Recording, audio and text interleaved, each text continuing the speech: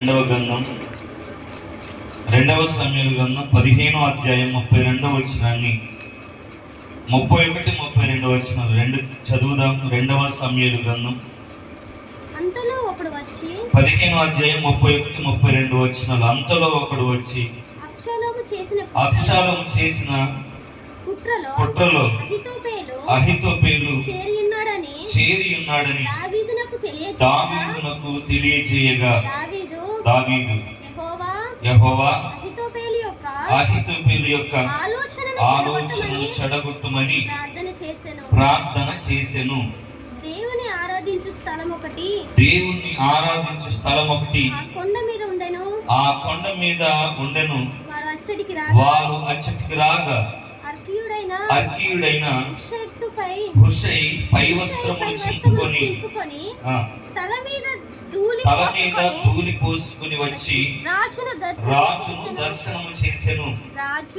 ఈ రెండు వచనాలు కనుక మనం ఆలోచించగలిగినట్లయితే, దావీదు మహారాజుగా పట్టాభిషేకం చేస్తున్నటువంటి దినాలలో తన కుమారుడైనటువంటి అబ్షాలోము చేత తరమబడినటువంటి స్థితిలో దావీదు కొండల్లో గుహల్లో తలదాచుకుంటున్నటువంటి పరిస్థితులు.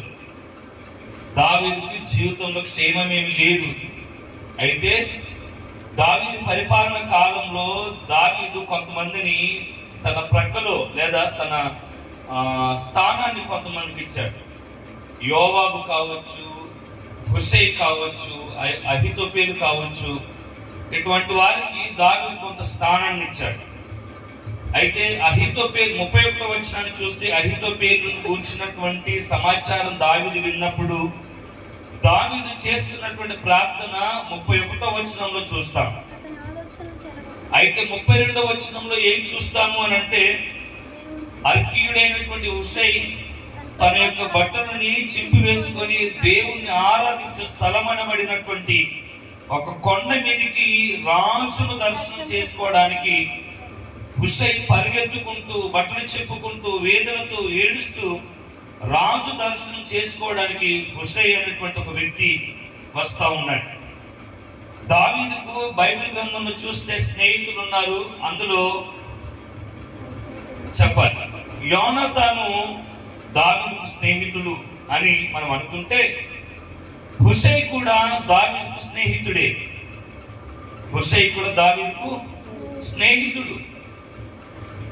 కేవలము యోనాతాను ఒక్కడు మాత్రమే దావీదుకు స్నేహితుడు కాదు. మనకొక్కరు మాత్రమే ఉండరు, చాలా మంది స్నేహితులు ఉంటారు. అదేవిధంగా యోనాతానుకు మరొక స్నేహితుడు ఎవరంటే హుషై. ఈ హుషై అనేటువంటి వ్యక్తి రాజ్యంలో జరుగుతున్నటువంటి పరిస్థితులన్నిటినీ తెలుసుకొని అబ్షాలోము పక్షమున అహితోపేలు చేరాడు. దేశంలో క్షేమం లేదు. అబ్షాలోము జీవితాన్ని నాశనం చేసే ఆలోచన చెప్తా ఉన్నాడు. తండ్రిగా ఈ సమయంలో మీరు ప్రక్కనుండవలసింది పోయి ఇప్పుడు మీరు కూడా లేరు, మీ మీదకే విరోధంగా ఉన్నాడు, కాబట్టి ఏం చేయాలి అన్నప్పుడు దావీదు చెప్తున్నటువంటి ఆలోచన ఏంటంటే, ఈ సమయాన నీవు నా పక్షంగా ఉండడం కాదు, నీవు వెళ్ళి అబ్షాలోము దగ్గర ఉండి ఏమేమి చేస్తున్నాడో ఆ సమాచారం మాకు చెప్పు అని దావీదు హుషైని ఎక్కడికి, అబ్షాలోము దగ్గరికి పంపిస్తున్నటువంటి సందర్భాలు. ఈరోజు మన వాక్య భాగం ఏంటంటే, హుషైన్ గురించి కొన్ని విషయాలు మనము ఆలోచించేద్దాం. హుషైన్ మాటకు అర్థం ఏంటి అని అంటే, త్వరపడువాడు అని అర్థం. ఈరోజు మన వారి యొక్క వాక్య సందేశం ఏంటంటే, వాక్యం యొక్క టాపిక్ ఏంటంటే త్వరపడుట. హుషైన్ మాటకు అర్థం ఏంటి? అందరు చెప్పాలి. హుషైన్ మాటకు అర్థం ఏంటి చెప్పాలి బిగ్గరగా. హల్లెలూయా చెప్పండి ఒకసారి. హల్లెలూయా, హల్లెలూయా, హల్లెలూయా చెప్తా. హుషైన్ మాటకు అర్థం ఏంటి? బిగ్గరగా చెప్పాలి. హుషైన్ మాటకు అర్థం ఏంటి? త్వరపడుట. హుషైన్ మాటకు అర్థం త్వరపడుట. ఈ రోజు మన వాక్య భాగం ఏంటంటే, ఆత్మీయ జీవితంలో వేటి విషయమై మనం త్వరపడుచున్నాం. మనం ఉన్నటువంటి దినాలు ఎలాంటివి అంటే, కడవరి కాలపు దినాల్లో మనం ఉన్నాం. తిమోతి పత్రికలు అంటాడు అపోస్తలుడైన పౌలు తిమోతికి రాస్తూ, ఇదిగో అంత్యకాల దినాల్లో మనం ఉన్నాం. అంత్యకాల దినంలో మనుషులు స్వార్థ ప్రియులు, బింకములాడువారు, అబద్ధములు చెప్పువారు, కొండములు చెప్పువారు. ఈ పరిస్థితులు మనం చూస్తాం కాబట్టి తిమోతి ఇటువంటి జనము మధ్య నువ్వు చాలా జాగ్రత్తగా నడుచుకో అని తండ్రిగా తిమోతిని బలపరుస్తున్నటువంటి దినాలు వాక్యాలు మనం చూస్తాం. కడవరి కాలంలో మనం ఉన్నాం కదా, అంత్య దినాల్లో మనం ఉన్నాం కదా. ఎక్కడ చూసిన యుద్ధ సమాచారం కదా. ఇరాన్ ఇజ్రాయెల్ పై దాడి, ఇజ్రాయెల్ ఇరాన్ పై దాడి. ఈ రెండు దాడులు, ఈ రెండు దేశాల మధ్య ఉన్న రాజ్యముల మధ్య ఉన్నటువంటి దాడుల వలన అనేక రాజ్యములకు ముడి సములు ఏది ఉత్పత్తి కూడా లేనటువంటి పరిస్థితులు. ఇంత భయంకరమైనటువంటి సూచనలు దేవుడి రాకడకు సమీపంగా ఉన్నాయి. దేవుడే సాక్షాత్తుగా చెప్పాడు, నా రాకడ దినాల్లో రాజ్యముల మీదకి రాజ్యాలు లేస్తాయి, దేశములలో ఎక్కడ కూడా శాంతి సమాధానం ఉండదు. ఇది అక్రమం విస్తరించిన చేత అనేకుల మధ్యలో ప్రేమ చల్లారిపోద్ది. దేవుని యొక్క యుగాంతములకు ఇప్పుడు జరుగుతున్నటువంటి భూకంపాలు కావచ్చు, కరువులు కావచ్చు, వరదలు కావచ్చు, ఇవన్నీ కూడా సూచనలు. ఈ సూచనలన్నీ కూడా మనం చూస్తా ఉన్నాం. ఈ సూచనలన్నీ కూడా మనం వింటా ఉన్నాం. ఈ సూచనలన్నీ కూడా జరుగుతూ ఉంటే ఆత్మీయ జీవితంలో మనం ఎలా ఉన్నాం? మనం త్వరపడుతున్నామా లేకపోతే నిద్రపోతా ఉన్నామా? ఎలా ఉన్నాం? ఆలోచన చేయాలి. మనుషులు అనుకున్నట్టుగా జీవితం ఏమి ఇక్కడ సుస్థిరంగా బ్రతకడానికి మనం రాలేదు. ఇక్కడనే మంచి బంగ్లా కట్టుకొని ఇక్కడే ఉంటామని ఏమీ కూడా లేదు. వేటి విషయం త్వరపడుచున్నాం. మనకు అర్థం కాకుండానే చాలా మన జీవితంలో త్వరగా గడిచిపోతా ఉన్నాయి. ఆత్మీయ జీవితంలో వేటి విషయంలో త్వరపడాలో, వేటి విషయంలో త్వరపడకూడదో మనం ఆలోచించవలసిన ఆలోచన ఎంతైనా కూడా ఉంది. కొన్ని విషయాలు మనం త్వరపడాలి, కొన్ని విషయాలు మనం త్వరపడటానికి వీలు లేదు. ఎందుకు నేను మాట చెప్తున్నానంటే, మనం ఎందుకు త్వరపడాలి అంటా ఉన్నానంటే, మనిషి యొక్క ఆయుష్ గురించి బైబిల్ చెప్తుంది. చదువుదాం ఒకసారి. 37వ కీర్తన 2వ వచనం చదివితే, 37వ కీర్తన 2వ వచనం త్వరగా చదువుదామా. దావీదు భక్తుడు అంటాడు, ఇదిగో కీర్తనకారుడు దావీదు అంటున్నాడు, వారు గడ్డి వలె త్వరగా ఎండిపోవుదురు, పచ్చని కూర వలె వాడిపోవుదురు. మనిషి యొక్క జీవితాన్ని చెప్తున్నాడు. ఇదిగో వారు గడ్డి వలె త్వరగా ఎండిపోవచ్చున్నారు, త్వరగా ఎండిపోవచ్చున్నారు. ఆయుష్ త్వరగా గడిచిపోతుంది. అది ఇక్కడ చెప్తున్నాడు భక్తుడు. ఆయుష్ త్వరగా గడిచిపోతుంది. పోయిన సంవత్సరం 7 అయితే ఈ సంవత్సరం 8, మరొక సంవత్సరం 9. అంటే ఏమైపోతుంది? సమయం త్వరగా గడిచిపోతుంది. భక్తుడు కూడా చెప్తుంది అదే, వారు గడ్డి వలనే త్వరగా ఎండిపోవుదురు, పచ్చని కూర వలనే వారు వాడిపోవుదురు. ఇంకో మాట చదువుకుందాము. కీర్తనల గ్రంథం 90వ అధ్యాయం 10వ వచనం చదువుదాం ఒకసారి. అదే కీర్తనలు 90వ అధ్యాయం 10వ వచనంలో, మా ఆయుష్కాలము 70 సంవత్సరములు, అధిక బలమున్న ఎడల 80 సంవత్సరములగును. అయినను వాటి వైభవము ఆయాసమే, దుఃఖమే.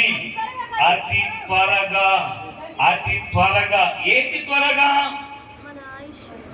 మనిషి యొక్క ఆయుష్ అది త్వరగా గతించును, మేము ఎగిరిపోదుము అని అన్నాడు. అది త్వరగా. మనకు అర్థం కాని విషయం ఏంటంటే, మన ఆయుష్ చాలా త్వరగా గడిచిపోతుంది కదా. మన ఆయుష్ చాలా త్వరగా. మనం ఏమనుకుంటా ఉన్నాం? అది ఇంకా త్వరగా గడిచిపోవట్లేదు అనుకుంటా ఉన్నాం. కానీ వాక్యం ఉంటుంది, మన ఆయుష్ కాలం 70 సంవత్సరాలు, అధిక బలం ఉన్న ఎడల 80 సంవత్సరాలు. అయినను వాటి వైభవము ఆయాసము, దుఃఖమే. అది త్వరగా గతించును, మనం ఎగిరిపోదు. ఆలోచన చేయి, నీ ఆయుష్ త్వరగా గడిచిపోతుంది. హలో, మన ఆయుష్ త్వరగా గడిచిపోతుంది. కుషాయి అని మాటకు అర్థము చెప్పుకున్నాం ఏంటట? త్వరపడుట. నీ ఆయుష్ త్వరపడుతుంది. దేని కొరకు? నీ దేహాన్ని విడిచిపెట్టి వెళ్ళిపోవడానికి. ఇటువంటి నీ జీవితమే త్వరగా గడిచిపోతున్నప్పుడు నువ్వు వేటి కొరకు త్వరపడుచున్నావు?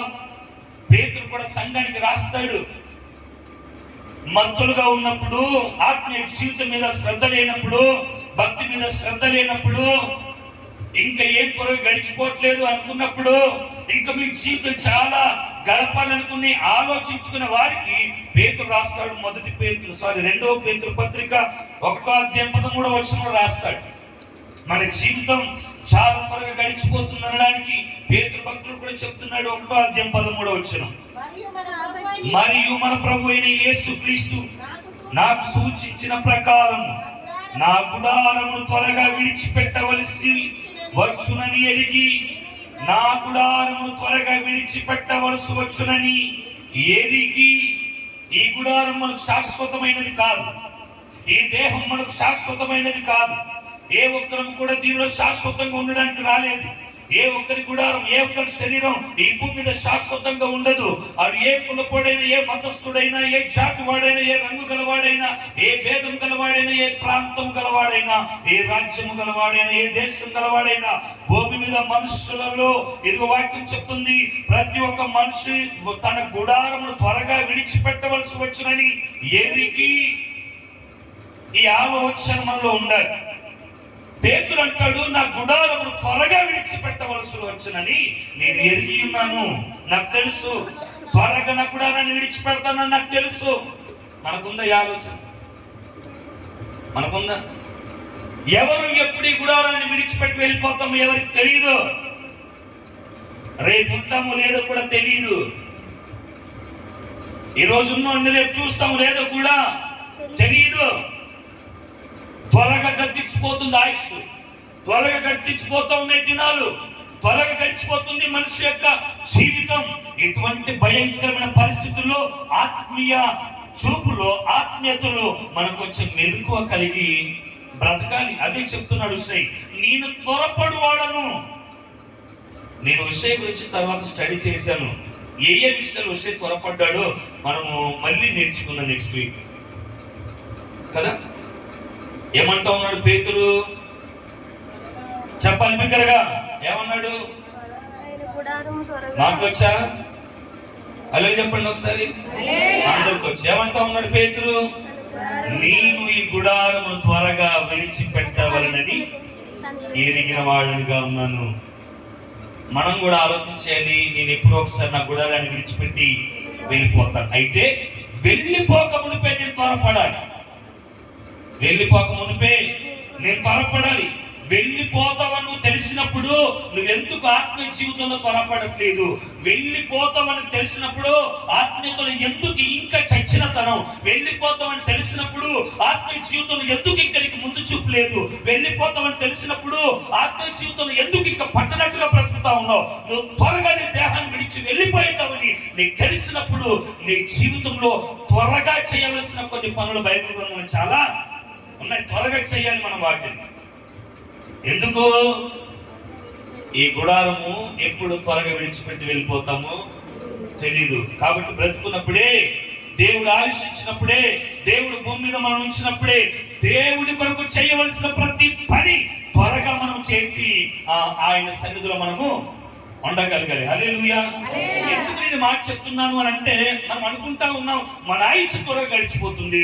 పరలోకమందున్న తండ్రి కూడా ఎదురు చూస్తా ఉన్నాడు. ప్రకటన గ్రంథం 3:11. ప్రకటన గ్రంథం 3:11 చదువుదాం.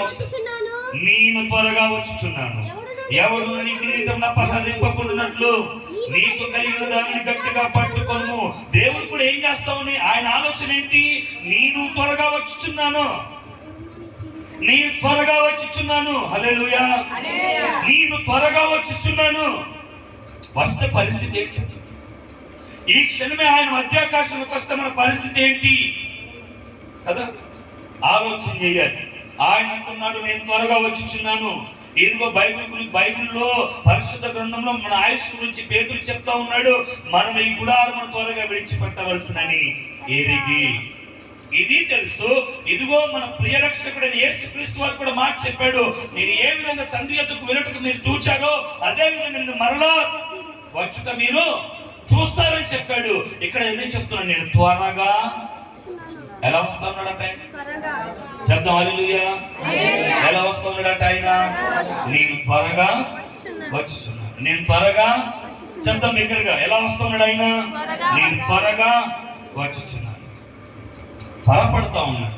ఇటు ఆయుష్ త్వరపడుతుంది, అటు ఆయన కూడా త్వరపడతా ఉన్నాడు. ఇక్కడ త్వరపడని వాళ్ళు భూమి మీద ఉన్న సంఘమే.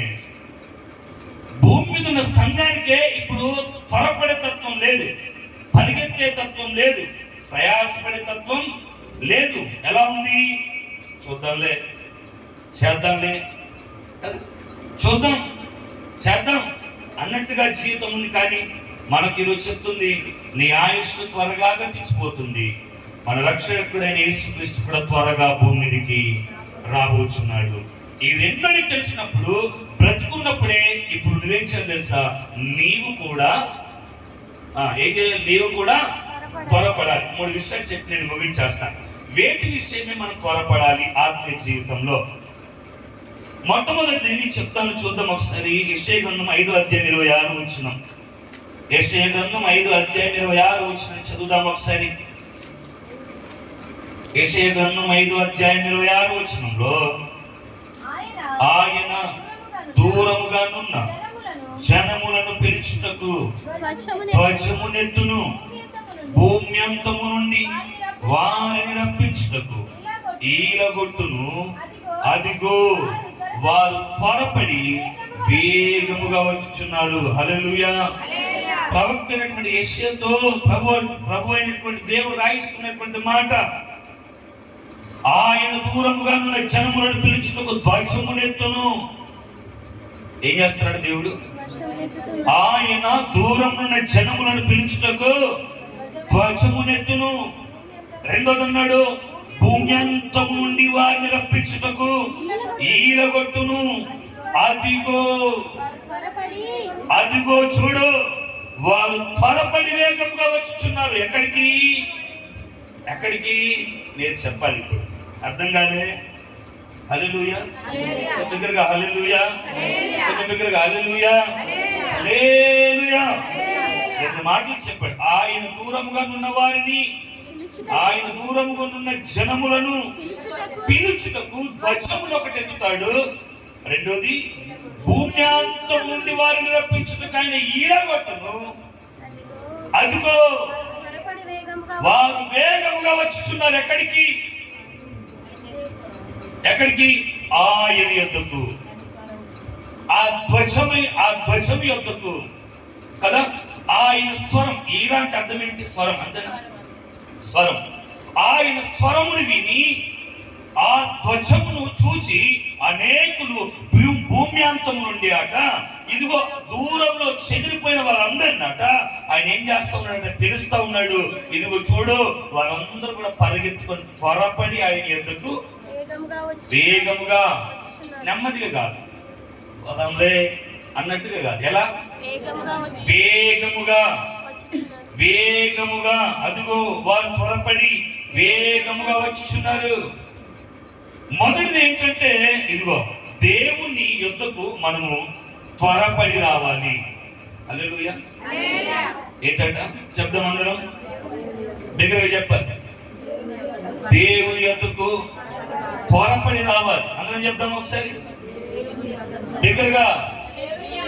దేవుని యొద్దకు త్వరపడి రావాలి. అదే కనుక చెప్తుంది, ఆయన చేసే పని చెప్తున్నాడు.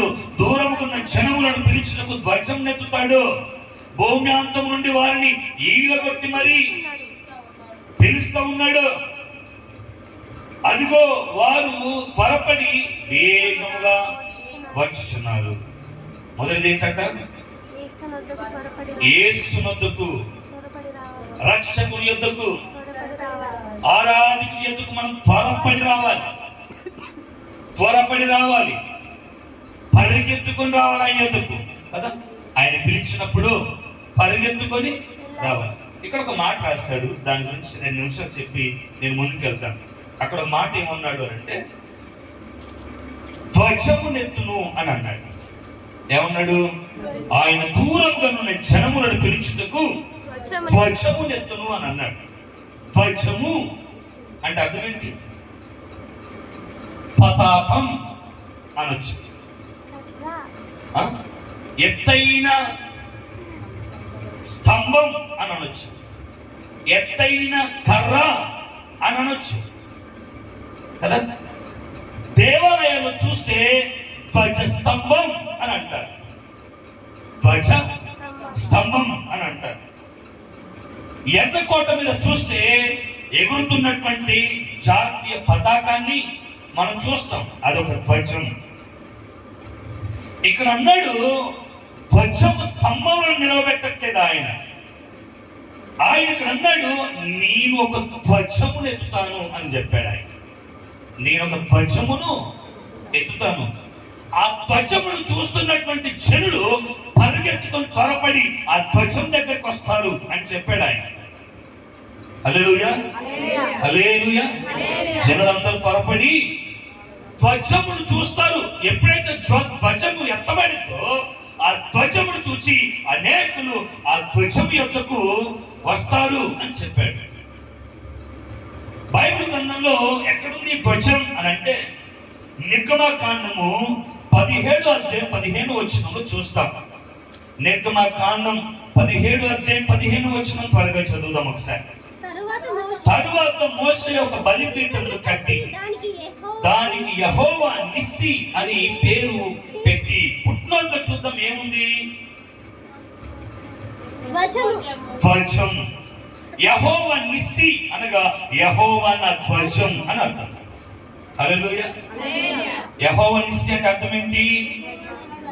ఇక్కడ జరుగుతున్న సందర్భం మనకు తెలుసు. అమాలేకీయులకు ఇశ్రాయేలుకు మధ్య యుద్ధం జరుగుతూ ఉంది. ఈ యుద్ధంలో ఎట్టకేలకు ఇశ్రాయేలు అమాలేకీయుల పైన జయమొందారు. జయమొందిన తర్వాత నాయకుడైనటువంటి మోషే ఒక బలిపీఠంను కట్టి దానికి పేరు పెట్టాడు యెహోవా నిస్సి అని పేరు పెట్టాడు. ఏమని పెట్టాడు? యెహోవా నిస్సి అని పేరు పెట్టాడు. యెహోవా నిస్సి అని మాటకు అర్థం యెహోవాయే నా ధ్వజం. హల్లెలూయా. ఆ మాటకు అర్థం ఏంటి? యెహోవాయే నా ధ్వజం. ఇప్పుడు యెషయా కూడా అన్నాడు కదా, ఏమన్నాడు? దూరముగా ఉన్న జనులను పిలుచుటకు, దూరముగా ఉన్న ఆయన దూరముగా ఉన్న జనములను పిలుచుటకు ధ్వజమునెత్తును. ఆయన అంటే ఎవరు? తండ్రి అయిన దేవుడు. ధ్వజం అనగా ఎవరికి సాదృశ్యంగా ఉంది అని అంటే ఇక్కడ మనము నిర్గమకాండంలో చూస్తే యెహోవాకు సాదృశ్యంగా ఉంది. యెహోవా నిస్సి అనగా యెహోవా నా ధ్వజం. అర్థమైందా? తన బిడ్డల పక్షమున ఆయన యొక్క ధ్వజముగా నిలబడతాడు. అది యుద్ధంలో కావచ్చు, ఒక ధ్వజముగా నిలబడతాడు అని చెప్పొచ్చు. పరమగీతం గ్రంథంలో చూస్తే 2వ అధ్యాయం 4వ వచనం చదువుదాం ఒకసారి. పరమగీతముల గ్రంథం 2వ అధ్యాయం 4వ వచనం. పరమగీతంలో 2వ అధ్యాయం 4వ వచనం. అతడు నన్ను విందుశాలకు తోడుకొని పోయెను, నా మీద ప్రేమను ధ్వజముగా ఎత్తెను. అతడు నన్ను విందుశాలకు తోడుకొని పోయెను, నా మీద తనకున్నటువంటి ప్రేమని ధ్వజముగా ఎత్తాడు అని చెప్పాడు. ఎంత వ్యక్తం చేస్తామో తెలుసా? తన బిడ్డల మీద ఉన్నటువంటి ప్రేమని ధ్వజముగా ఎత్తాడు. దీనికి చెప్పచ్చు ప్రేమాను ధ్వజం. దీని గురించి ఆలోచన చేస్తే మంచి ఆత్మీయ కోణంలో మనం ఆలోచన చేయొచ్చు. ఇంతకు ముందు ఉన్నటువంటి ధ్వజం పేరంటే తెలుసా? జయం అను ధ్వజం. అది ఎందుకనంటే తన పిల్లలకు ఆయన ధ్వజమై ఉండి ఇదిగో జయాన్నిచ్చాడు. అది జయ ధ్వజం. ఎక్కడ చెప్పాడు? పరమగీత గ్రంథంలో ఆయన నా మీద ప్రేమను ధ్వజముగా ఎత్తను. ప్రేమ ధ్వజం ఇది. ఇప్పుడు అన్నట్టు ఆయన దూరముగా ఉన్న జనులను పిలవడానికి ధ్వజమును ఎత్తుతాడు. ఈ ధ్వజం ప్రేమాను ధ్వజం.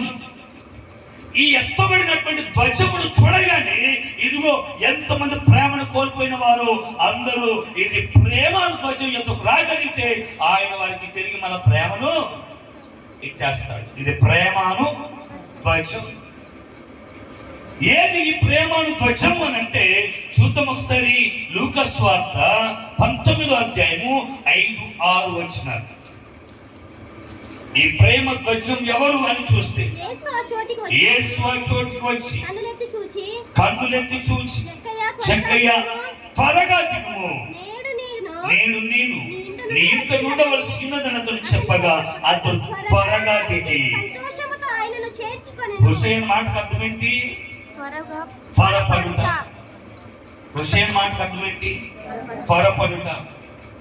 ఇక్కడ ఈ ప్రేమ త్వచం ఎవరు అని అంటే, ఇదిగో మనం ఆరాధిస్తున్నటువంటి ప్రభు అయిన యేసుక్రీస్తు.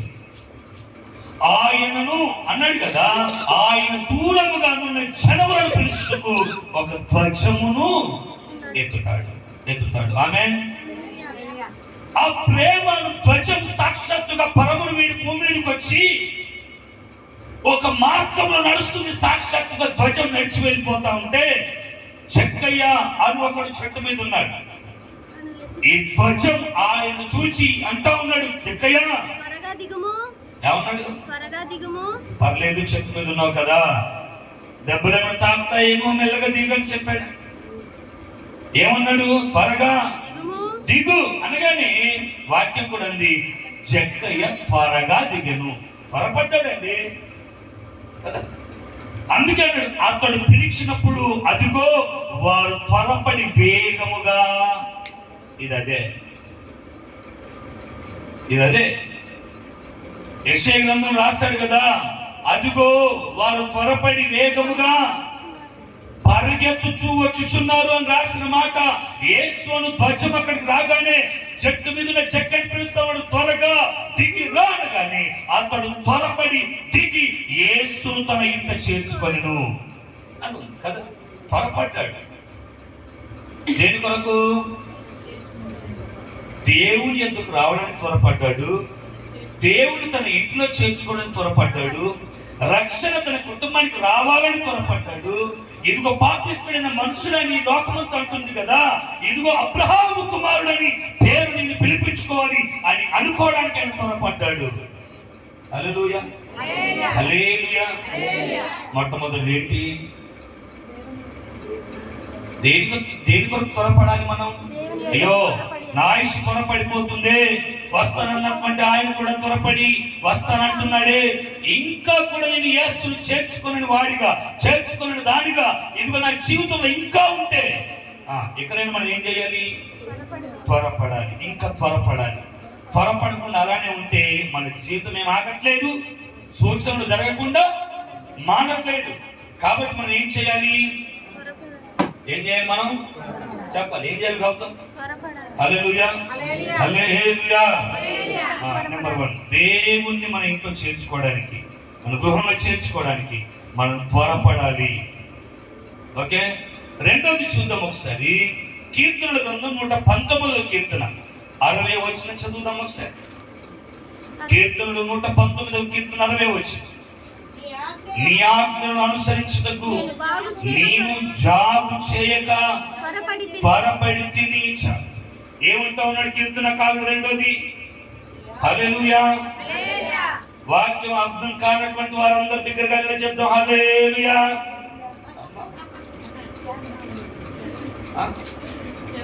అర్థమైతా ఉందా? హల్లెలూయా. అందరం బిగ్గరగా చెప్తాం హల్లెలూయా. ఇక్కడ కీర్తనకారుడు అంటున్నటువంటి మాట ఏంటంటే, నీ ఆజ్ఞలను అనుసరించుటకు నేను జాగు చేయక త్వరపడి తిని అని అన్నాడు. జాగు చేయక అంటే ఆలస్యం చేయక, నిర్లక్ష్యంగా ఉండక, పెడ చెవిన పెట్టక. ఆజ్ఞలు అంటే ఏంటి? వాక్యం. నేను నీ ఆజ్ఞలను అనుసరించుటకు, నీ వాక్యానుసారంగా బ్రతుకుటకు, నీ వాక్యానుసారంగా జీవించుటకు, ఇదిగో నా జీవితమును అట్లా బ్రతుకుదాములే, పాటిద్దాములే, చదువుదాములే అని జాగు చేయక. ఎంతమంది ఈరోజు ఇలా ఉన్నారు? బైబిలే కదా మన దగ్గరే ఉండేది కదా, చదువుదాం రేపు. బైబిలే కదా మన దగ్గరే ఉండేది కదా, చదువుదాం ఎల్లుండి. బ్రతుకుదాంలే వాక్యానుసారంగా, జీవితంలో వాక్యానుసారంగా. ఇప్పుడు అయిందే ఉంది. చాలా మంది ఎవరి బిడ్డల్ని బాప్తిస్మం తీసుకోమంటే వాళ్ళు చెప్పే మాటలు ఏంటో తెలుసా? ఏమంటారు? బాప్తిస్మం తీసుకోమంటే ఏమంటారు? చాలా మంది ఎవరి బిడ్డల్ని బాప్తిస్మం తీసుకోమంటే ఏమంటారు? ఇప్పుడే మాకేం తెలుసు, తర్వాత తీసుకుందాంలే అంటే వీళ్ళకు ఏం లేదు అని అంటే ఆత్మీయ జీవితంలో త్వరపడే తత్వం లేదు. జాగు చేస్తూ ఉన్నారు రక్షణ విషయంలో. రక్షణ ఎంత గొప్పది కదా, ఎంత గొప్పది రక్షణ. ఎంతమంది యవన బిడ్డలు ఉన్నారు, మందిరానికి వెళ్ళేవారు ఉన్నారు. మరణం ఎప్పుడు సంభవిస్తుందో మనకేమి కూడా తెలియదు. ఎన్ని సంవత్సరాలు మందిరానికి వచ్చినా రక్షణ అనేది ఒకటి లేకుండా ఒకరు మృతి చెందుతున్న పరిస్థితి ఏంటి? రక్షణ విషయంలో జాగు చేయడం, మందిరానికి వచ్చే విషయంలో ఆలస్యం చేయడం, అంటే నిర్లక్ష్యంగా ఉండడం. కానీ ఇక్కడ కీర్తనకారుడు ఏమన్నాడు? నీ ఆజ్ఞను అనుసరించుటకు నేను జాగు చేయక త్వరపడి తిని అని అన్నాడు. త్వరపడాలి, మనం వాక్యం చదవడానికి త్వరపడాలి. హల్లెలూయా, అందరూ చెప్పాలి హల్లెలూయా. వాక్యం చదవడానికి త్వరపడాలి, ప్రార్థన చేయడానికి త్వరపడాలి, ఆయన స్వరం వినడానికి త్వరపడాలి, ఆయనతో సహవాసం చేయడానికి త్వరపడాలి. ఇదిగో ఎప్పుడెప్పుడున్నా ప్రభువును కలుసుకుంటానా అని ఆత్మీయ జీవితంలో ఈ తొందరపాటు, ఈ త్వరపడే తత్వం అదే పురుష ఈ రోజు మనకు నేర్పుతున్నాడు. నేను దావీదు దగ్గరికి వెళ్ళి ఆరాధించు స్థలములో నేను ఎప్పుడు త్వరపడి దావీదును కలుసుకోవాలని బట్టలు చెప్పుకొని విషయం పరిగెత్తుకుంటూ కొండ మీద దావీదు ఎద్దుకు వచ్చిన రీతిగా మన రక్షకుడైన యేసు యొద్దకు మనం త్వరపడి రావాలి. హల్లెలూయా, త్వరపడాలి. చాలా మందికి తొందరపాటు అనేది లేదు, తొందరపాటు లేదు. అర్థమైందా? నీ ఆజ్ఞలను అనుసరించుటకు నేను జాగు చేయక నేను త్వరపడుతుంది. వాక్యానుసారం బ్రతకడానికి మనం త్వరపడాలి. ఆత్మీయ జీవితంలో తొందరపాటు నిర్ణయాలు కాదు, ఆలోచనతో మంచి ఉద్దేశంతో ప్రభు దగ్గర ప్రార్థన ప్రణాళికతో మనం జాగు చేయక ఏం చేయాలి? త్వరపడాలి. మనం త్వరపడాలి, సమయమేమీ లేదు, త్వరపడాలి. మనం చదవాలి, బైబిల్ చదవాలి, వాక్యాన్ని ధ్యానించాలి, వాక్యానుసారంగా బ్రతకడానికి మనం ప్రయత్నం చేయాలి. త్వరపడే తత్వం మన జీవితాల్లో ఎంత సిగ్గుచేటంటే, ఎంత బాధపడవలసిన విషయం నేను చెప్తాను మీతో. చూడండి ఒకసారి ప్రసంగి గ్రంథంలో 1:5 చదవండి ఒకసారి. ప్రసంగి గ్రంథం 1:5. ప్రసంగి గ్రంథం 1:5 త్వరగా చదువుదాం. సూర్యుడు ఉదయించును, సూర్యుడు అస్తమించును, తాను ఉదయించు స్థలము మరల చేరుటకు. ఆ మరి చదువుదాం. సూర్యుడు ఉదయించును, సూర్యుడు అస్తమించును, తాను ఉదయించు స్థలము మరలా చేరుటకు త్వరపడు. అంటే అర్థం ఏంటి? దేవుడు సమస్త సృష్టిని కలగజేసినప్పుడు ఇదిగో ఆ పెద్ద జ్యోతికి అను సూర్యునికి, చిన్న జ్యోతి అను చంద్రునికి దేవుడు ఒక క్రమ పద్ధతిని నియమించాడు, దేవుడు ఒక కాల పరిమితిని నియమించాడు, దేవుడు దానికి ఒక హెచ్చరిక చేశాడు, ఒక ఆజ్ఞను జారీ చేశాడు, ఒక ఆజ్ఞ ఇచ్చాడు. వాటికి ఇవ్వబడిన ఆజ్ఞ ఏంటి? సూర్యుడను ప్రతి రోజు ఉదయం ఉదయించాలి, సాయంకాలంలో నీవు అస్తమించాలి. ఇది దేవుడు సూర్యునికి ఇచ్చినటువంటి. హలో, ఉన్నారా అందరు ఇక్కడ? ఇది సూర్యునికి దేవుడు ఇచ్చినటువంటి, ఇది దేవుడు సూర్యునికి ఇచ్చినటువంటి ఆజ్ఞ. ఏంటి ఆజ్ఞ? అందరు చెప్పాలి, వాక్యం మీద మనసు పెట్టాలి. దేవుడు సూర్యునికి ఇచ్చిన ఆజ్ఞ ఏంటి?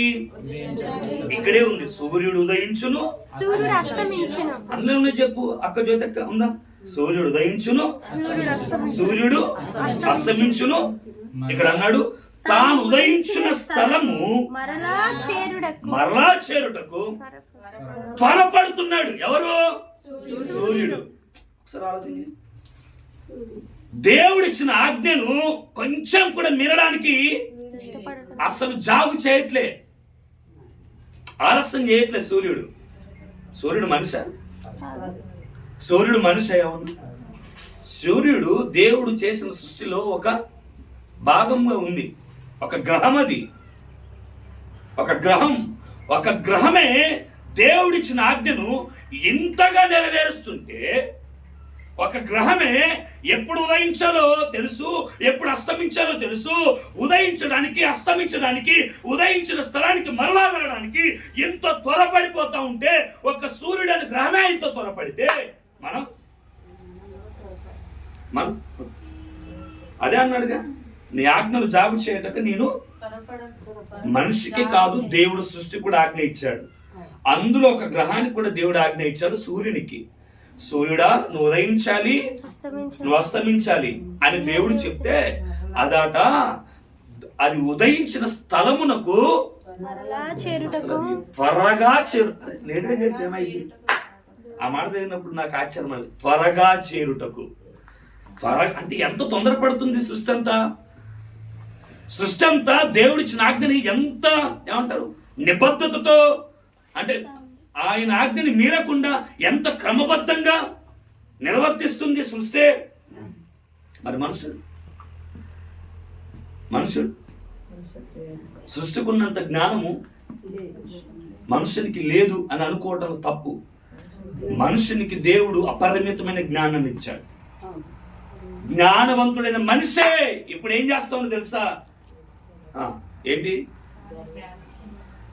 ఏంటి చెప్పండి అమ్మా.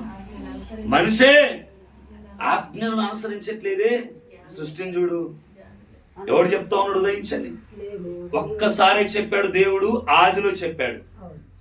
మాట కూడా చెప్పట్లేదు. మరలా కూర్చోబెట్టి ప్రతి ఆదివారం బోధన చేయట్లేదు ఆయన. కానీ సంఘానికి ప్రతి ఆదివారం దేవుడు బోధించమని చెప్పాడు. కానీ సృష్టికి ఒకటేసారి చెప్పాడు, ఇదిగో మీరు అస్తమించాలి, ఉదయించాలి. నీ చోటుకు మరలా త్వరపడి రావాలి, మళ్ళీ అస్తమించాలి, ఉదయించాలి. దాని పని ఇదే. భూమి జగదుత్పత్తి మొదలుకొని నేటి వరకు ఒక్కసారి కూడా సూర్యుడు ఆజ్ఞను అతిక్రమించినట్టుగా మనుషుడు, అర్థమైందా? మనుషుడు త్వరపడట్లేదు దేవుని ఆజ్ఞలను చేయడానికి, దేవుని ఆజ్ఞలను అనుసరించడానికి మనిషి త్వరపడట్లేదు. కానీ సృష్టిని ఆలోచిస్తే అవి చాలా త్వరపడతా ఉన్నాయి, చాలా త్వరపడతా ఉన్నాయి. హల్లెలూయా, హల్లెలూయా. 5వ అధ్యాయం 25వ వచనం. దేవుడు మనిషికి ఇచ్చినటువంటి ఒక ఆజ్ఞ నేను చెప్తాను.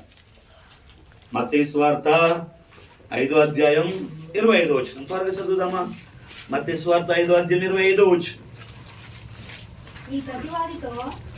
నీ ప్రతివాదితో నీవును త్రోవలో ఉండగానే త్వరగా వానితో సమాధానపడుము. లేని ఎడల ఒకవేళ నీ ప్రతివాది నిన్ను న్యాయాధిపతికి అప్పగించును, న్యాయాధిపతి నిన్ను బంట్రోతుకు అప్పగించును, అంతటా నీవు చెరసాలలో వేయబడుదువు. మనము మత్తయి సువార్త 5వ అధ్యాయము 6వ అధ్యాయము 7వ అధ్యాయం ఎన్ని అధ్యాయాలు చెప్పాను?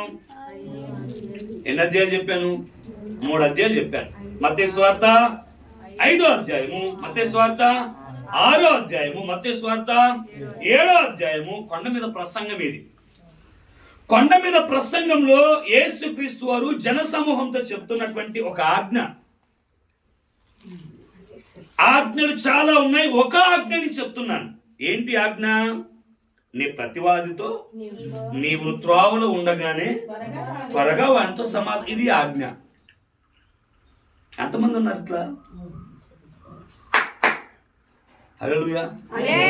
ఎంతమంది ఉన్నారు? త్వరపడి సమాధానపడే మనస్తత్వం ఎంతమందికి ఉంది? త్వరపడి సమాధానపడే ఆలోచన వైఖరి ఎంతమందికి ఉంది? ఇది ఆజ్ఞగా, దేవుడు ఇచ్చినటువంటి ఆజ్ఞగా, దేవుడు సాక్షాత్తుగా చెప్పాడుగా. మనకు ఒకవేళ త్వరపడి మనం సమాధానం పడదామన్నా వాళ్ళు సంధికి రారు. త్వరపడి మనం సమాధానం పడినా నామకార్థం ఏదో సమాధానం పడతారే తప్ప ఇష్టపూర్తిగా సమాధానం పడదు. ఎక్కడ నువ్వు దేవుని ఆజ్ఞను అనుసరించినట్టు?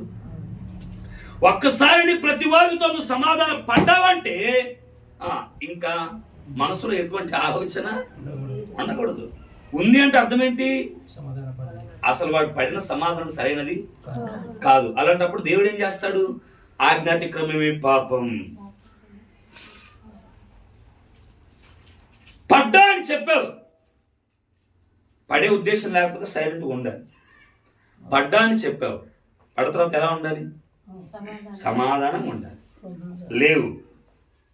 ఇప్పుడు దేవుడు అన్నాడు ఆజ్ఞాతిక్రమమే పాపం వల్ల వచ్చే జీవితం. ఎందుకు వస్తా ఉంది శోధన? ఎందుకు వస్తాయి ఇబ్బందులు? ఆజ్ఞను మనిషి మీరినప్పుడు, దేవుడిచ్చిన ఆజ్ఞను మనము జాగు చేయక ఏం చేయాలన్నాడు? త్వరపడాలి. రెండవది, దేవుని ఆజ్ఞలను అనుసరించే విషయంలో మనం త్వరపడే వారంగా ఉండాలి. సృష్టి అంతా కూడా త్వరపడతా ఉంది, మనిషే త్వరపడట్లేదు. మనిషి ఎలా ఉన్నాడు? తర్వాత చేద్దాం ఆలోచన చెయ్యకు. మళ్ళీ చెప్తున్నాను గౌతమ్, ఆలస్యం చేయకు, జాబ్ చేయకు. దేవుడు నీకు ఇచ్చినటువంటి ఆయుష్లోనే చక్కగా బాప్తిస్మం తీసుకో. అర్థమైంది? ఎందుకు అని అంటే మన జీవితము త్వరగా గడిచిపోతా ఉంది, త్వరపడిపోతా ఉన్నాయి మన దినాలు. హల్లెలూయా. కాబట్టి దేవుని చేతిలో మనము ముద్రింపబడిన వారంగా ఉండాలి. మూడోది చెప్పి నేను ముగించేస్తాను. మత్తయి సువార్త 28వ అధ్యాయం 7వ వచనం. మత్తయి సువార్త 28వ అధ్యాయం 7వ వచనాన్ని చదువుదాం ఒకసారి. త్వరగా వెళ్ళి ఆయన మృతుల్లో నుండి లేచి ఉన్నాడని ఆయన శిష్యులకు తెలియజేయుడి. ఇదిగో ఆయన గలిలయలోనికి మీకు ముందుగా వెలుచున్నాడు. అక్కడ మీరు ఆయనను చూతురు. ఇదిగో మీతో చెప్పిద్దునను. త్వరగా వెళ్ళి. అదే ఇక్కడ ఉంది. ఏమన్నాడు? ఎవరితో చెప్పాడు? సమాధిని చూడవచ్చినటువంటి స్త్రీలతో ప్రభు చెప్తా ఉన్నాడు. మననేగా విన్నాం. ఎవరితోని? మగ్దలేని మరియతోను, వేరొక స్త్రీ, సుసన్నాయు, యోహన్నాయు, వీళ్ళందరితో ప్రభు చెప్తున్న మాట ఏంటి? త్వరగా వెళ్ళి నేను లేచానని, నేను గలిలయకు వెళ్తానని మీరు వెళ్ళి శిష్యులకి. మూడోది, దేవుని సువార్త ప్రకటించే విషయంలో మనం త్వరపడాలి. అర్థమైందా? దేవుని సువార్త ప్రకటించే విషయంలో మనం త్వరపడాలి. స్త్రీలు ఏం చేశారు? మేము స్త్రీలం కదా, మేము బలహీనులం కదా, మేము మెల్లగా వెళ్తామని అనలేదు, త్వరపడ్డారు. మనం ఏం చేయాలో తెలుసా? సువార్త అందని ప్రాంతాలు చాలా ఉన్నాయి. దేవుని ఎరగనటువంటి బిడ్డలు చాలా మంది ఉన్నారు. దేవుని పరిచయం చేయవలసిన బాధ్యత మన మీద మోపబడింది. నశించిపోతున్న వారిని దేవుని సంఘంలో చేర్చే బాధ్యత మన మీద ఉంది. అంటే ఇప్పుడు మనం ఏం చేయాలి? త్వరపడాలి. దేని కొరకు? దేవుని సువార్తను ప్రకటించుటకు త్వరపడాలి. దేవుని పని చేయడానికి మనం త్వరపడాలి. దేవుని కొరకు పరిగెత్తడానికి మనం త్వరపడాలి. దేవుని సువార్తను మోయడానికి మనము త్వరపడాలి. అదే చెప్తా ఉన్నాడు. మూడోది, దేవుని పని చేయడానికి మనం చాలా త్వరపడాలి. అపోస్తలుల కార్యం 8వ అధ్యాయం 26-27 వచనాలు. 26-27 వచనం త్వరగా చదువుదాం. అపోస్తలుల కార్యం 8వ అధ్యాయం 26-27 వచనం. ఒక వ్యక్తిని మనం చూస్తాం. ప్రభువు దూత, నీవు లేచి దక్షిణముగా వెళ్ళి యెరూషలేము నుండి గాజాకు పోవు అరణ్య మార్గమున కలుసుకోమని ఫిలిప్పుతో చెప్పగా అతడు లేచి వెళ్ళెను. అప్పుడు ఐథియోపియుల రాణి అయిన కందాకే కింద మంత్రి అయి ఆమె యొక్క ధనాగారం అంతటి మీదనున్న ఐథియోపియుడైన నపుంసకుడు ఆరాధించుటకు యెరూషలేమునకు వచ్చిచుండెను. చదువు. అతడు తిరిగి వెళ్ళుచు తన రథము మీద కూర్చుండి ప్రవక్త అయిన యెషయా గ్రంథమును చదువుచుండెను. అప్పుడు ఆత్మ ఫిలిప్పుతో నీవు ఆ రథము దగ్గరకు పోయి దానిని కలుసుకోమని చెప్పెను. ఫిలిప్పు దగ్గరకు పరుగెత్తుకొని పోయి దూత చెప్తున్నటువంటి మాట ఏంటంటే, ఫిలిప్పుతో ఒక వ్యక్తి ఆరాధించడానికి యెరూషలేమునకు వెళ్తూ ఉన్నాడు. అతడు ఒక పుస్తకాన్ని చదువుతా ఉన్నాడు, యెషయా గ్రంథాన్ని చదువుతా ఉన్నాడు. ఆయన దూత ఫిలిప్పుకి ఇచ్చింది ఏంటంటే, నువ్వు లేచి గాజాకు వెళ్ళు, మార్గంలో పో, ఒక వ్యక్తిని నువ్వు కలుసుకుంటావు. చదువుతా ఉంటే ఆత్మ చెప్తుంది, నువ్వు రథము దగ్గరకు పరుగెత్తుకొని వెళ్ళు. అసలు ఒక రథం ఎంత ఫాస్ట్గా వెళ్ళిద్ది?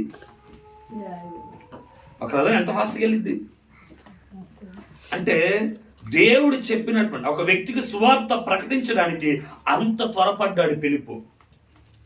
అంత త్వరగా పరిగెత్తుతా ఉన్నాడు. ఏంటి? మళ్ళీ ఆ మనిషి ఒకవేళ వెళ్ళిపోతే మళ్ళీ కలుసుకునే అవకాశం లేదు. ఒకసారి నువ్వు ఆలోచించు. నీ ఇంటి పక్కన చచ్చిపోతే నువ్వు మళ్ళీ సువార్త చెప్పలేవు. ఒకవేళ చెప్పాలని ఆశ నీలో ఉందేమో బ్రతుకున్నప్పుడే, చెప్దాంలే అని అనుకొని ఏదో ఒక పనిపాట వలన జాగు చేసావేమో. వానికి దేవుని గురించిన రక్షణ సువార్త లేదు. వాడు దేవుని బాప్తిస్మం తీసుకొని చనిపోయాడు. పరిస్థితి ఏమవుద్ది? ఎక్కడికి వెళ్తాడు వాడు? ఒకవేళ ఆలోచన చేస్తా ఉన్నాను, చెప్పొచ్చు తర్వాత అయినా చెప్పొచ్చు అని ఒకవేళ నువ్వు ఆలోచన చేస్తే వాక్యం చెప్తుంది, పిలుపాట త్వరపడి పరిగెత్తుతా ఉన్నాడు. మన జీవితంలో కూడా దేవుని స్వార్థను పరిగెత్తే వారంగా ఉండాలి. పరిగెత్తాలి ఆయన స్వార్థ కొరకు. హల్లెలూయా, హల్లెలూయా. ఏం చేయాలి? నీ ఇంటి ముందు ఉన్నాడు, నీ ఇంటి పక్కన ఉన్నాడు, నీ పొరుగు వారు, నీ బంధువులు, నీ ఇంట్లో ఉన్న వారికి నువ్వు ఎట్లా చేయాలి తెలుసా? త్వరపడాలి. స్వార్థ చెప్పడానికి త్వరపడాలి. అర్థమైందా? మన ఇంట్లో ఉన్నవారు కూడా ఎప్పుడు పోతారో ఎవరికి తెలియదు. ఇంట్లో ఉన్నవాడు నాన్న కావచ్చు, అక్క కావచ్చు, బావ కావచ్చు, ఎవరు కావచ్చు, బంధువులు కావచ్చు, రిలేటివ్స్ కావచ్చు. బ్రతుకున్నప్పుడు నువ్వు దేవుని స్వార్థని చెప్పకపోతే, నువ్వు త్వరపడకపోతే స్వార్థ చెప్పే విషయంలో నువ్వు చెప్దాం అనుకున్నా ఒకనొక దినం వాడు చనిపోయిన తర్వాత నువ్వు లేపి చెప్పిన వాడు బ్రతుకున్నప్పుడే చెప్పు. బ్రతుకున్నప్పుడే, హల్లెలూయా, బ్రతికున్నప్పుడే దేవుని స్వార్థను చెప్పాలి ఇతరులకు. బ్రతికున్నప్పుడే దేవుని స్వార్థను ప్రకటించాలి. పిలుపు పరిగెత్తుకొని పోయి ఐక్యఫీయుడైనటువంటి ఆ యొక్క ఆర్థిక మంత్రికి ఏం చేస్తున్నాడంటే దేవుని స్వార్థను, ఒకవేళ నేను తర్వాత వెళ్తాను ప్రభువా అని అన్నాడు పిలుపు. ఒకవేళ అంటే ఆ రోజు ఆ వ్యక్తిని కలుసుకునేవాడు కాదు, బాప్తిస్మం పొందుకునేవాడు కాదు, దేవుని గురించినటువంటి రక్షణ తెలిసి ఉండేది కూడా కాదు. మనం జాగు చేయద్దు. దేవుని స్వార్థను ప్రకటించడానికి జాగు చేయకూడదు. రెండోది, దేవుని స్వార్థను ప్రకటించడానికి జాగు చేయొద్దు. ఆయన ఆజ్ఞలను అనుసరించడానికి జాగు చేయొద్దు. దేవుని ఆరాధించడానికి, ఆయన చేర్చుకోవడానికి మనము జాగు చేయొద్దు. మరి ఏం చేయాలి? దేవుని చేర్చుకోవడానికి త్వరపడాలి, ఆయన ఆజ్ఞను అనుసరించడానికి త్వరపడాలి. మూడవది, దేవుని స్వార్థను ప్రకటించడానికి కూడా మనము త్వరపడాలి. ఆమేన్, ఆమేన్, హల్లెలూయా. త్వరపడితే లాభం ఏంటి? అదొకటి చదివించి నేను ముగించేస్తాను. త్వరపడితే లాభం ఏంటి? మరి మీకు ఉంటుంది, పని పాట వదిలిపెట్టేసుకొని త్వరపడమంటా ఉన్నావు. కుటుంబ బాధ్యతలు చాలా ఉన్నాయి, అవన్నీ వదిలిపెట్టేసుకొని త్వరపడి అంటా ఉన్నావు. ఇంట్లో వంట పనులు కూడా చాలా ఉన్నాయి, అవన్నీ వదిలిపెట్టేసుకొని త్వరపడమంటా ఉన్నావు. ఉద్యోగానికి వెళ్ళాలి, పిల్లలు ఎదురు చూస్తారు, త్వరపడ ఫలమే ఉంది, ప్రయోజనమే ఉంది అని అంటే త్వరపడితే ఉండే ఆశీర్వాదం ఒక్క వ్యక్తికి చెప్పించి ముగించేస్తాను. త్వరగా తీద్దాం. యెషయా గ్రంథం 60:22 వచ్చింది. యెషయా గ్రంథం 60:22 వచ్చింది. యెషయా గ్రంథం, వారిలో ఒంటరి అయిన వాడు 1000 మంది ఎన్నిక లేనివాడు బలమైన జనమగును యెహోవానకు నేను తగిన కాలమున ఈ కార్యమును త్వరపెట్టుదును. ఎంత ఆశీర్వాదం తెలుసు. నేను ఈ కార్యముని జీవితంలో త్వరపెడతాను.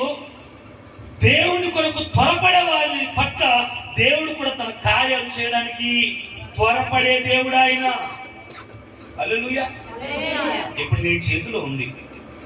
నీవు దేవుని కొరకు త్వరపడితే దేవుడు కూడా నీ విషయంలో కార్యము చేయడానికి త్వరపడతాడు. వారిలో ఒంటరైన వాడిని 1000 మందికి చేస్తాను, ఎన్నిక లేని వాడిని బలమైన చెరువుగా చేస్తాను. యెహోవానకు నేను తగిన కాలముందు ఈ కార్యమును చేయటకు త్వరపడుచు. దేవుడే ఖాళీగా లేడు. ఆయన ఆలోచించడానికి త్వరపడే వారిని చూస్తూ ఆయన కార్యం చేస్తాడు. ఆయన ఆజ్ఞను జాగు చేయక త్వరపడే వారిని చూస్తే ఆయన త్వరగా కార్యాలు చేస్తాడు. ఆయన పరిచర్య కొరకు ప్రాకులాడి స్వార్థ ప్రకటించాలి, ఒక్కడైనా రక్షించాలి, ఒక్కడైనా మందిరాన్ని తీసుకుని రావాలి అనే ఆలోచనతో ఉన్నవారి జీవితంలో కూడా ఆయన కార్యం చేయడానికి త్వరపడే దేవుడే. అర్థమైందా? దేవుడు ఒక ఉన్నతమైన ప్రణాళిక కలిగి ఉన్నాడు. గుర్తుగా విడిచిపెట్టడు ఆయన. అర్థమైందా? నువ్వు త్వరపడితే దేవుడు ఏం చేస్తాడు? తగిన కాలమందు నేను కూడా కార్యం చేయడానికి త్వరపడతాను అని దేవుడు వాగ్దానం చేస్తా ఉన్నాడు కదా. ఉషై అన్న మాటకు అర్థం ఏంటి? దగ్గరగా. ఉషై అన్న మాటకు అర్థం ఏంటి? దగ్గరగా. ఉషై అన్న మాటకు అర్థం ఏంటి? త్వరపడువాడు. త్వరపడువాడు. దేవుని ఆరాధించే విషయంలో త్వరపడాలి. ఆయన ఆజ్ఞలను అనుసరించే విషయంలో త్వరపడాలి. ఆయన రక్షణ స్వార్థను ప్రకటించే విషయంలో త్వరపడాలి. అట్టి కృప మనందరికి దేవుడు సమృద్ధిగా అనుగ్రహించును గాక. ఆమేన్.